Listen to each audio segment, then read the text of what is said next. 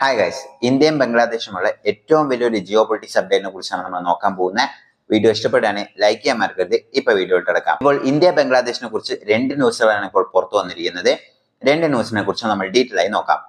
അപ്പോൾ ഒന്നാമത്തെ ന്യൂസ് എന്താണെന്ന് വെച്ചാൽ, അതായത് ഷെയ്ഖ് ഹസീന അവിടുന്ന് പോയിരുന്നപ്പോൾ തൊട്ട് തന്നെ അവർ ഇന്ത്യ ഔട്ട് എന്ന് പറയുന്ന ആ ഒരു ക്യാമ്പയിനിലോട്ടാണ് അവർ പോയിക്കൊണ്ടിരിക്കുന്നത്.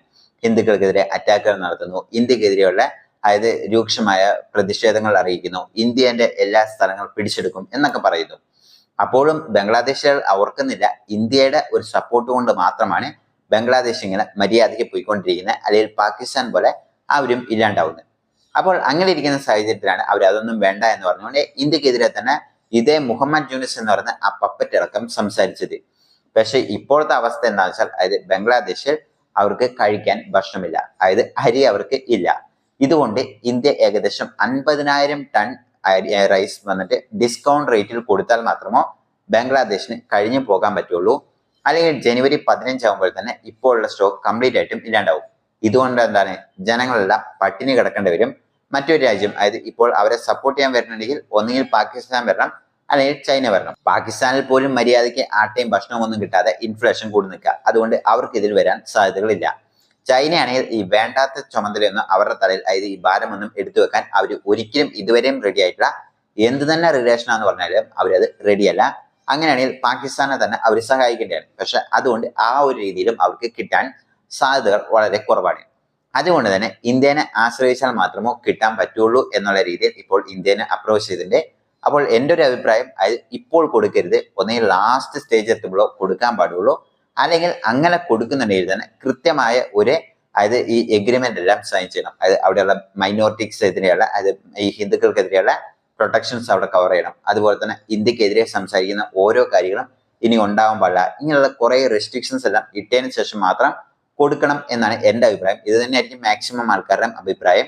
എന്തായാലും ഇന്ത്യൻ ഗവൺമെന്റ് അതിന് തക്കതായ ഒരു തീരുമാനം എടുക്കും എന്നുള്ളതിൽ യാതൊരുവിധ സംശയവുമില്ല.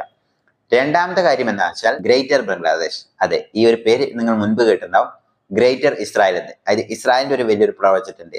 ആ പ്ലാനിനെ കുറിച്ച് നമ്മൾ പറഞ്ഞ അതേ രീതിയിൽ തന്നെ ഇവരും വ്യാമോഹിച്ചുകൊണ്ട് ഗ്രേറ്റർ ബംഗ്ലാദേശ്, അതായത് ഇസ്രായേൽ പോലെയുള്ള രാജ്യമാണ് ബംഗ്ലാദേശ് എന്ന് ആദ്യം ഒന്ന് ഊഹിച്ചു നോക്കേണ്ടതായിരുന്നു.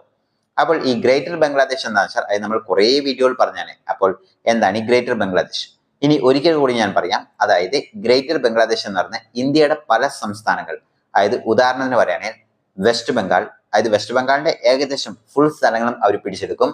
രണ്ടാമത്തത് ജാർഖണ്ഡ്, ബീഹാർ, മേഘാലയ, അതുപോലെ തന്നെ നമ്മുടെ സിലിംഗറി കോറിഡോർ, ചിക്കൻ നെക്ക്, അതുപോലെ തന്നെ അസാമിന്റെ കുറെ ഭാഗങ്ങൾ, അങ്ങനെ ആ സ്ഥലങ്ങൾ മൊത്തം പിടിച്ചെടുത്തുകൊണ്ട് അത്രയും സ്ഥലങ്ങൾ ബംഗ്ലാദേശ് എന്ന് പറയുന്ന രാജ്യമാക്കി മാറ്റി ഒരു വലിയൊരു ബംഗ്ലാദേശിനെ മോഹിച്ചുകൊണ്ടാണ് ഇപ്പോൾ അവിടെയുള്ള തീവ്രവാദികളെല്ലാം ആഗ്രഹിക്കുന്നത്. മഹ്ഫൂസ് ഹലാം എന്ന് പറയുന്നത്, അതായത് ഈ തീവ്രവാദിയുടെ പേര് ശരിയാണോ എന്നറിയില്ല, അവന്റെ സോഷ്യൽ മീഡിയ, അതായത് എക്സ് തലത്തിൽ ഈ ഒരു പോസ്റ്റും തന്നെ പോസ്റ്റ് ചെയ്തിട്ടുണ്ടായിരുന്നു. അതായത് ഇങ്ങനെ ഗ്രേറ്റർ ബംഗ്ലാദേശിനെ കുറിച്ച്.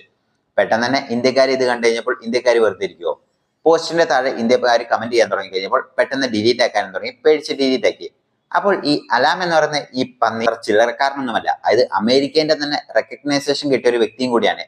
അതായത് ഇത് എന്താന്ന് വെച്ച് കഴിഞ്ഞാൽ, അതായത് ഈ മുഹമ്മദ് യൂനിസിനെ അമേരിക്കയിൽ കൊണ്ടുവന്ന് ഈ ഒരു അവാർഡൊക്കെ കൊടുത്ത ചരിത്രമെല്ലാം നിങ്ങൾക്ക് കേട്ടുകയാണ്. അത് എന്തിനാ കൊടുത്തതെന്നോ, അല്ലെങ്കിൽ അതായത് ഈ കണ്ടുപിടുത്തത്തിനാണെങ്കിൽ ആ ഒരു അവാർഡാണ് കൊടുക്കേണ്ടത്. ഏതോ രീതിയിൽ ഒരു കാറ്റഗറിയിൽ കൊടുത്തിട്ട് അവർ ഓൾറെഡി പ്രിപ്പയർ ചെയ്യായിരുന്നു, അതായത് ഈ പപ്പനെ ഈ ബംഗ്ലാദേശിൽ കൊണ്ടുവരാൻ.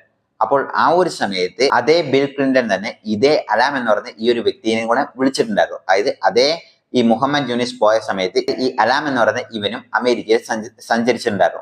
ഇത് മാത്രമല്ല, ഇപ്പോൾ നടക്കുന്ന ഈ പപ്പറ്റായ യുനെസിന് അഡ്വൈസ് കൊടുക്കുന്ന കമ്മിറ്റിയിലും ഇവനുണ്ട്.